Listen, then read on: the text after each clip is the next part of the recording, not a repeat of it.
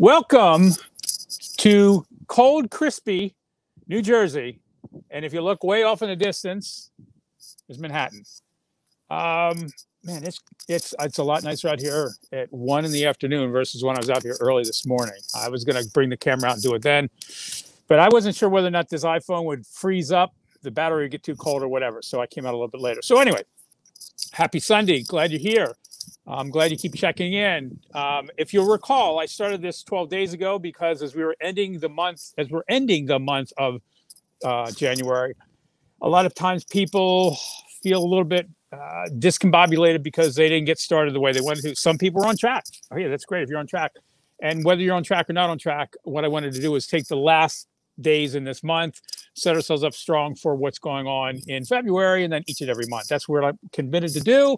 That's what going beyond the scale is about. So today's topic is, what are you waiting for? And what are you waiting, and like wait as in W-A-I-T, waiting, and waiting as in your wait for. You know, it's interesting because a lot of times people are trying to prepare and get ready and figure everything out in terms of their well-being and what they want to do and how they're going to eat and how they're going to exercise. And I thought that Kara Richardson Whitely's story was a perfect story this time of the year that hopefully what I'm going to share with you is going to break whatever that thing is in your head that you think that you got to wait to get yourself all ready and out there to be able to do whatever you want to be able to do. And I'm not saying you've got to do something as dramatic and as adventurous as what Kara did, but it's a great example of what's possible. So I earlier put the link into her website, which has more information about her book. And there's also another book that she's released as well. One of the things I had done many months ago, before COVID, I had interviewed Kara about a very exciting thing that was going to happen with her book. She couldn't say anything at that time, but she has come out and mentioned it since then. And then it got slowed down with COVID again. They're going to take her book. Chrissy Metz from, if you know, This Is Us, I believe she's going to be the executive producer for it. Amazon Studios is going to produce it. And they're making Kara's story about her climbing Mount Kilimanjaro into a movie sometime when they start to get movies up in production running again. So stay tuned for that. But I wanted to share Kara's story because Jenny and I met her way before we ever got on Biggest Loser. We had heard about a Biggest Loser event in Morristown, New Jersey. Jenny was a big fan at the time, and Kara was a speaker at that particular event. So we met her, totally inspired by her story when she climbed Mount Kilimanjaro. And I got to tell you, at that time, I mean, she was a large woman, and I was like, wow, how did she do that? That was pretty amazing. And that was still in that whole mindset of when I was very large and like thought about the things that I couldn't do. And I'm like, wow, this is pretty cool that this woman could do this. Well, fast forward many years later, I'm at the Summit Y in Summit, New Jersey, and there's Kara.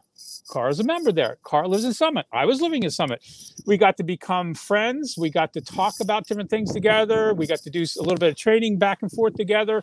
I helped her on Lake Havasu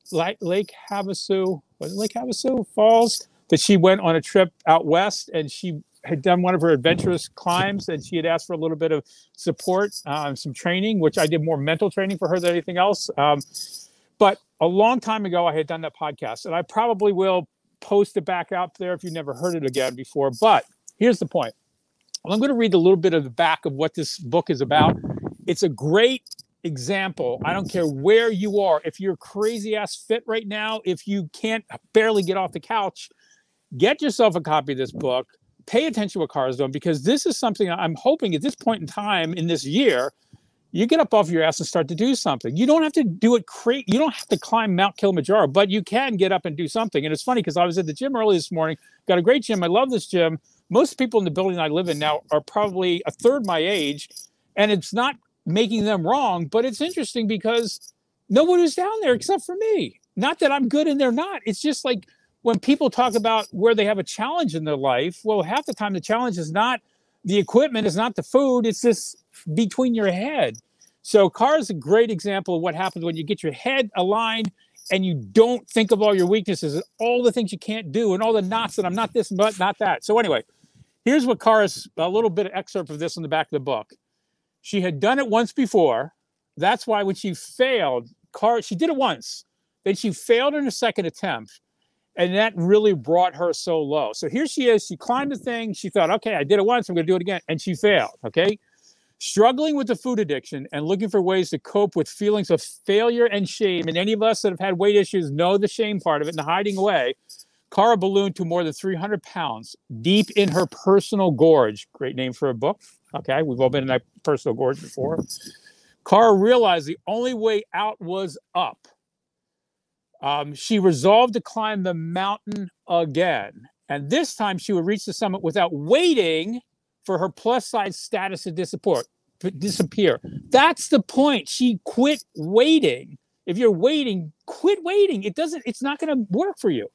Gorge, my journey up Mount Kilimanjaro at 300 pounds is the raw story of Kara's ascent from the depths of self-doubt, who doesn't have that, to the top of the world. Her difficult and inspiring trek speaks to every woman who has struggled with her self-image or felt that food was controlling her life.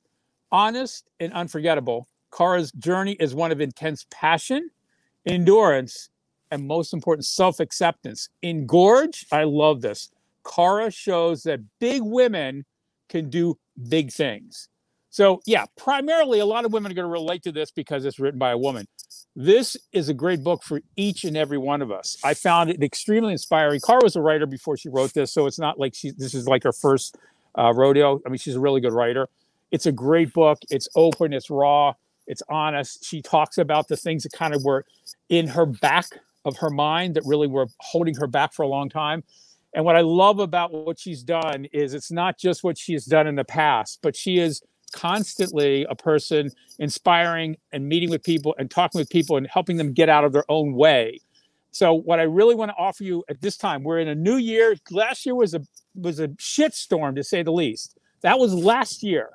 Right now we're in January. January is going to end. We're not going to get this back again. We're going to be into a new month. And if you're somebody who wants to start on a Monday or you got to start on a new month, February 1st is a Monday and it's a new month or whatever. But I say don't worry about whether it's a new month or whatever. Just get started. So go follow what she's doing, reach out to her, comment on what she's doing, go to her website, get her book, read her book, highlight the book, but most importantly, take some action today, tomorrow, before this month is out, and get moving, because that's what's going to make a difference in your life. Not thinking about it, not figuring out all your little plans, not doing all that, literally one step in front of the other. So I love what she's done.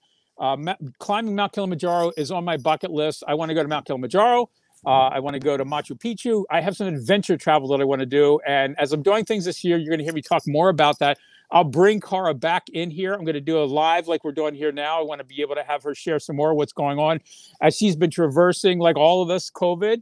She's still been out and about and doing things while she's waiting anxiously for Amazon to pick up and start producing her movie. I mean, I got to tell you what, that was such an exciting thing for her. But then, like a lot of people's lives, it's got put on hold. So we'll talk about what do you do when your life has been put on hold, whether it's a job, career, whatever it is. I think Kara, I get so excited sometimes. Kara is a great example of what is possible when you really start to get your head in the right place. So as always, thanks for your generosity being here. And I will be back again tomorrow as we continue this journey to the end of the month, ending the month strong and starting the month of February strong as well. So until then, I'll see you tomorrow. Have an incredible Sunday.